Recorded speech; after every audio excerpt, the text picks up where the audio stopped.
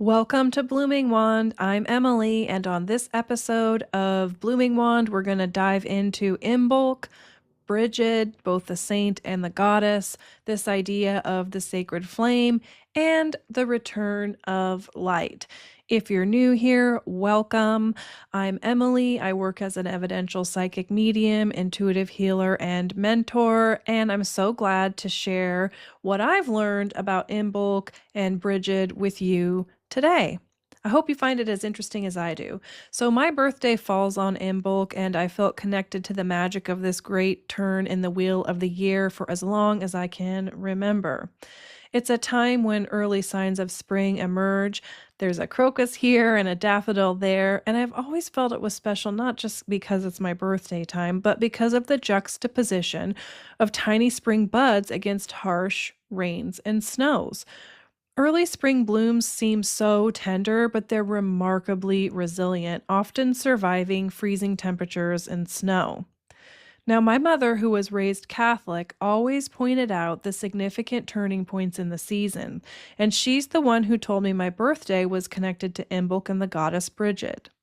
Even within her Catholic framework, she understood that something sacred was happening at this time, something older and deeper than any single tradition could contain. I thought it might be nice for us to explore this special time together and to see what wisdom we might find in honoring the goddess Brigid and Imbolc. Why Imbolc mattered to Celtic peoples? Like, what's the deal? Well, for Celtic peoples of Ireland, Scotland, and beyond, Imbolc wasn't just a spiritual observation. It was about survival. And this was the time when the ewes began lactating in preparation for spring lambing. And after a long winter of surviving on stored food, it meant that you weren't going to have to be eating stored food in the near future. The return of milk meant the return of abundance, and I think that this, if you think about it, would be pretty significant. Imagine if you had to prepare for winter and all the food that you had gleaned and gathered from the spring and summertime was what you had to live on. And by this time of year, things are probably getting kind of low. And so you're looking forward not just to the return of light, which I think is also connected to hope and renewal. You're looking forward to getting to eat probably better. Now, all Celtic fire festivals, which includes Imbolc, Beltane, Lunasa, and Samhain, mark crucial turning points in the agricultural year. But Imbolc holds special significance because it marks the shift from complete dependence, again, on what you stored to eat, to the first stirrings of new life and productivity. The word Imbolc itself likely comes from Old Irish, though scholars debate the exact etymology. Some translate it as in the belly from Imbolc, referring to the pregnant ewes or the belly of our Mother Earth gestating new life. Others argue it derives from Old milk, meaning ewe's milk, marking the time when ewes began lactating before lambing. Either way, we're talking about gestation, nourishment, and life preparing to emerge. Now let's dive into Brigid, who went from goddess to saint. I mean, how cool is that? The goddess Brigid is associated with Imbolc, as we now know, which the feast times is February 1st and 2nd. She is the Celtic goddess of spring, fertility, fire, and healing. And she's definitely the embodiment of returning light, the stirrings of new life in the soil, and the beginning of lambing season. Many speak of her as spring personified, meaning she is the season, and her story is one of the most fascinating examples of how sacred figures persist across cultural changes. She is both a Christian saint and a pagan goddess, so I thought it would be interesting to explore both histories. The goddess Brigid was the daughter of the Dagda in Irish mythology. The Dagda was a father figure and powerful god associated with fertility, agriculture, and magic. And Brigid's name probably means exalted one, which tells you something about her importance. She's a triple goddess associated with three crucial domains: poetry and inspiration, healing and herbalism, and smithcraft and metalwork. Now, we don't have extensive surviving myths about Brigid compared to other Irish deities, partly because oral traditions weren't written down until after Christianization.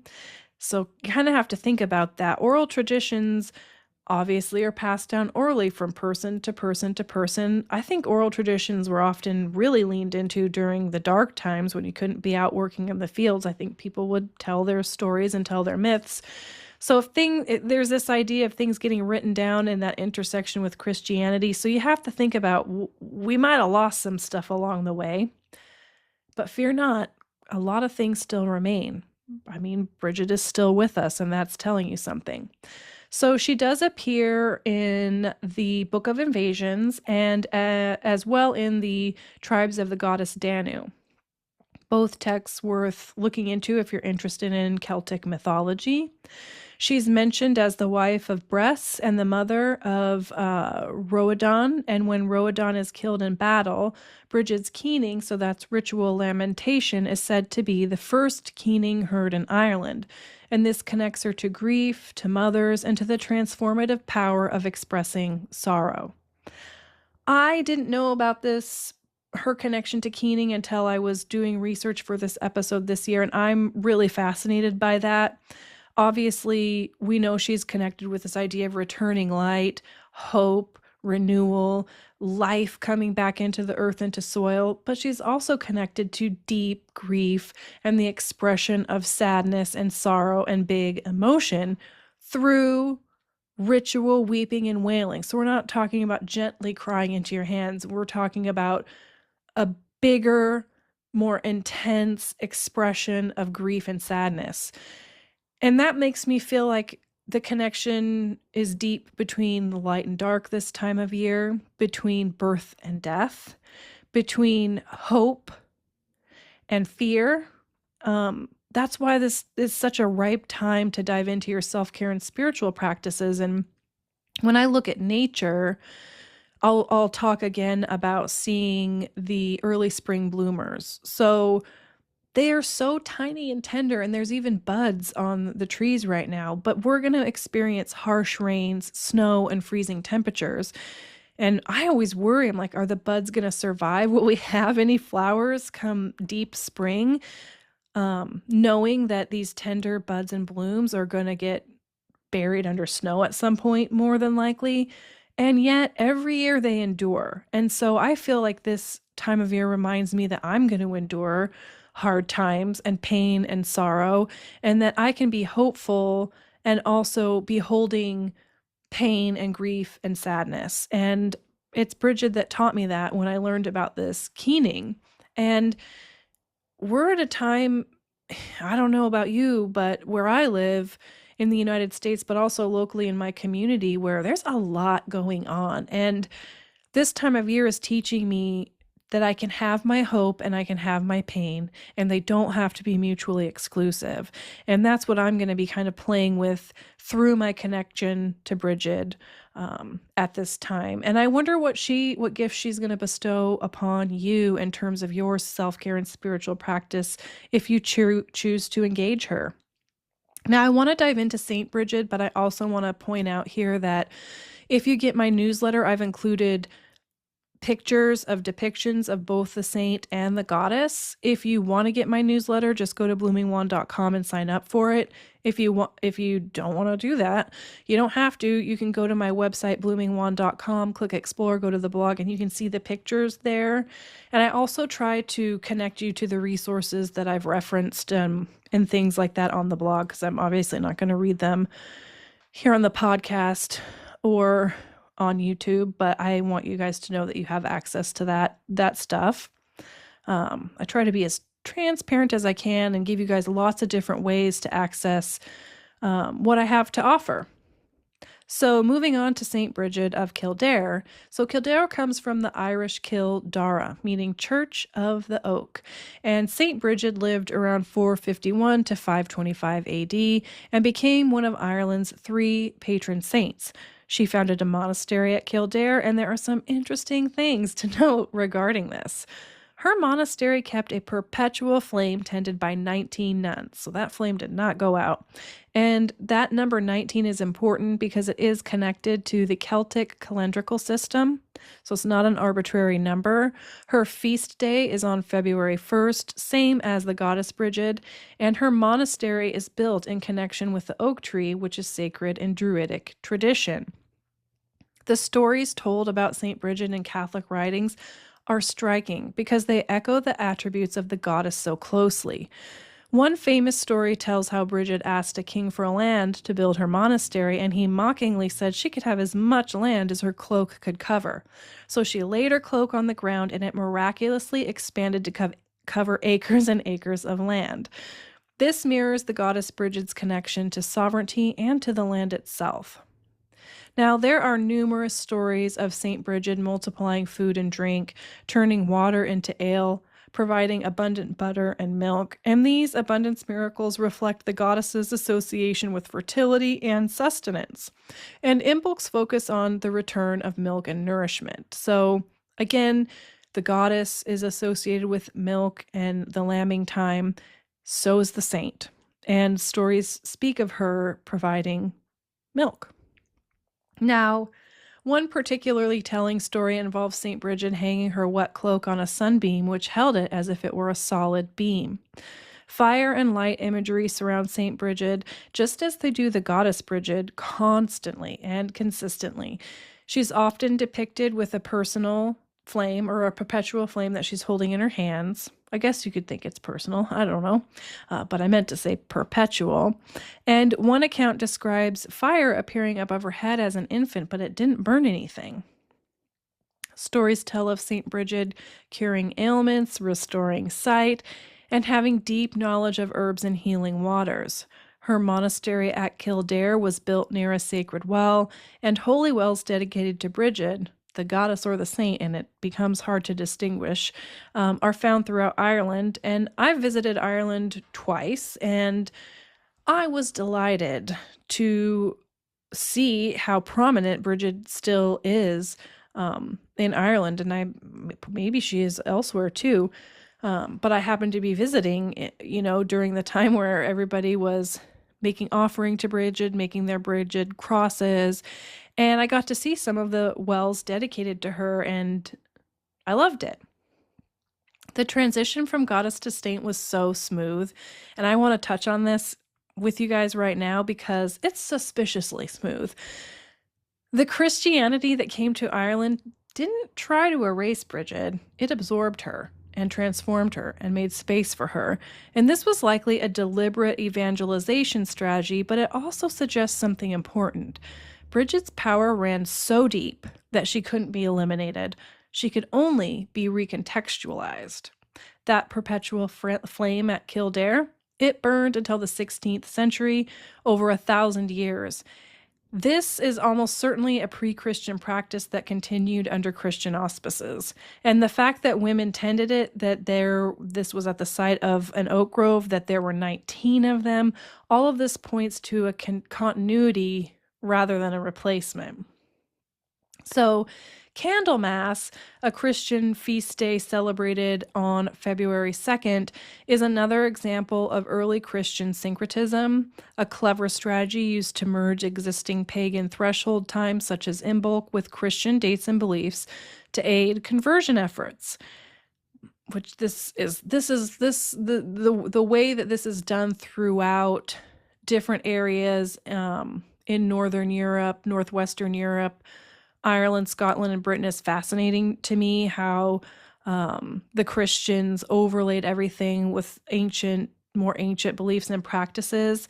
When I visited Scotland, I got to go to Iona, the island of Iona, and that was fascinating in terms of this topic. So there's just a lot here, and I'm not diving into necessarily the church's overlapping of ancient holidays and why they did it exactly here. I'm touching on it, but I do want to say that to me it also felt like a way to colonize or spread homogenized ideals and beliefs to gain power over the masses, and some would say to unify certain people, but I mean, it would be unifying it under a single power, right?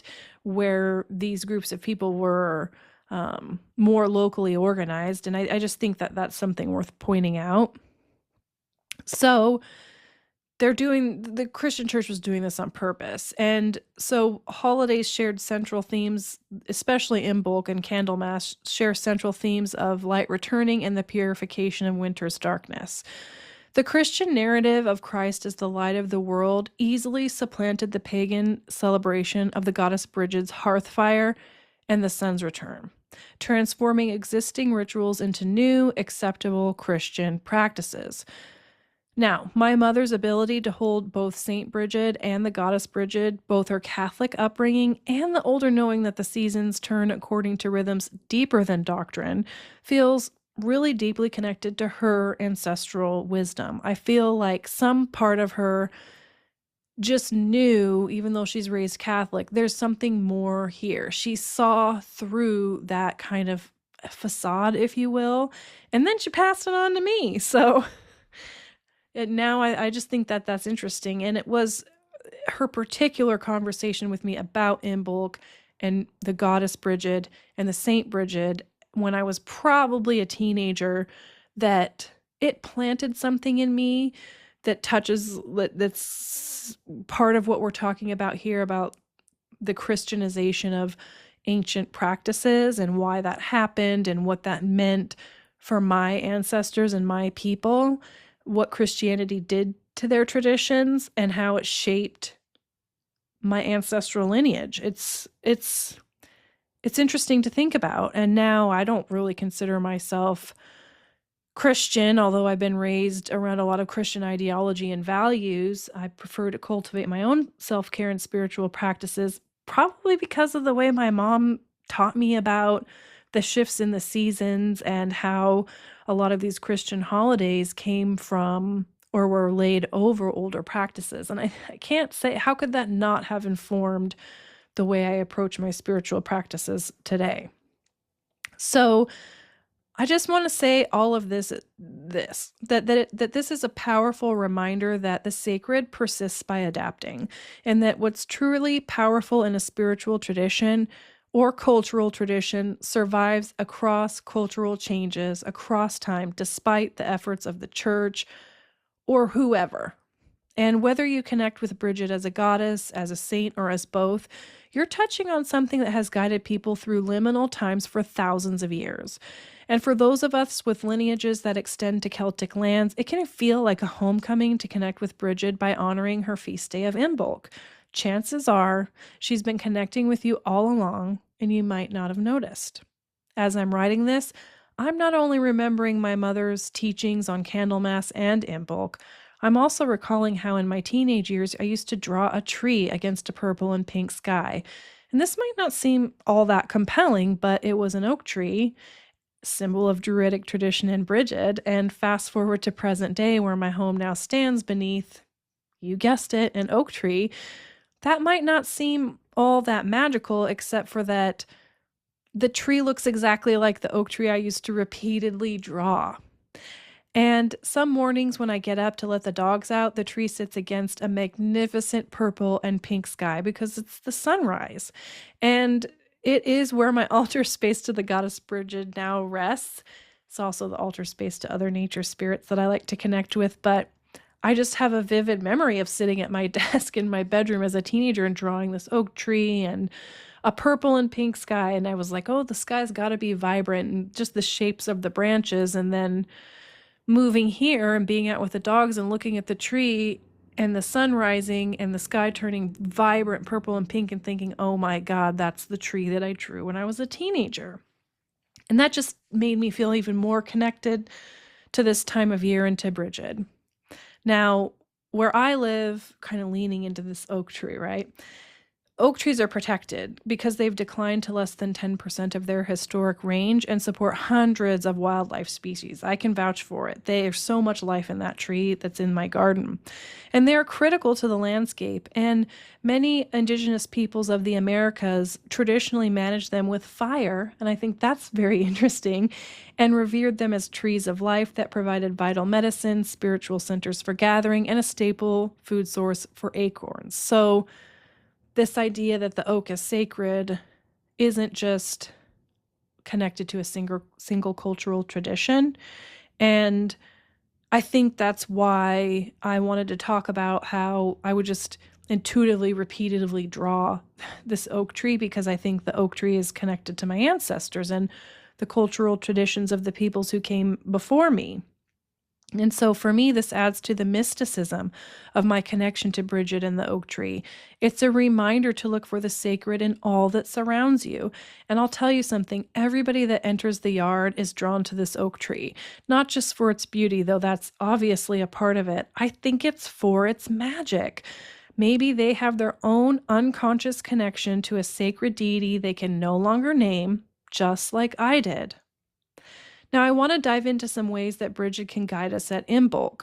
Brigid's three aspects give us, well, she has multiple aspects, give us a framework to work with at this time. So, poetry and inspiration. Listen to what wants to be born through you creatively. And creativity expresses itself in a multitude of ways. It doesn't mean you have to paint or write poetry. It could be anything. And to not force it, but be receptive to your creative energy. So think about that creative energy of like the light returning, what we see kind of budding up in nature. It could be tender. It doesn't have to be a full force of creative, like a creative tornado or anything like that. But what does creativity even mean to you, and how does it move through you? Brigid would ask you this. Now, for healing, this time of increasing light invites us to tend to what needs mending. So if you're doing shadow work, or you're in therapy, or if you're working with your ancestors, Imbolc offers supportive energy for deep healing work. In terms of her connection to smithcraft, the forge is a really powerful metaphor for transformation, like the forge and fire. So what needs to be melted down and recast in your life? What do you just want to get rid of? What's ready to go? And what old forms need to break apart so something new can take shape? Brigid's connection to hearth and home reminds us that this isn't about a grand ritual. It's about daily tending, the daily tending of a sacred flame or your sacred flame, whether that's literal or metaphorical. It's about the magic of showing up day after day to tend to what matters.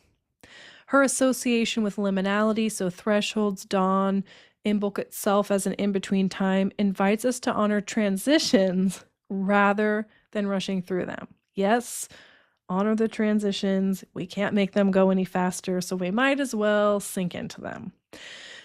We're between death and rebirth right now. The earth knows this, your body knows this, and Brigid knows this. What does that mean for you right now in your life?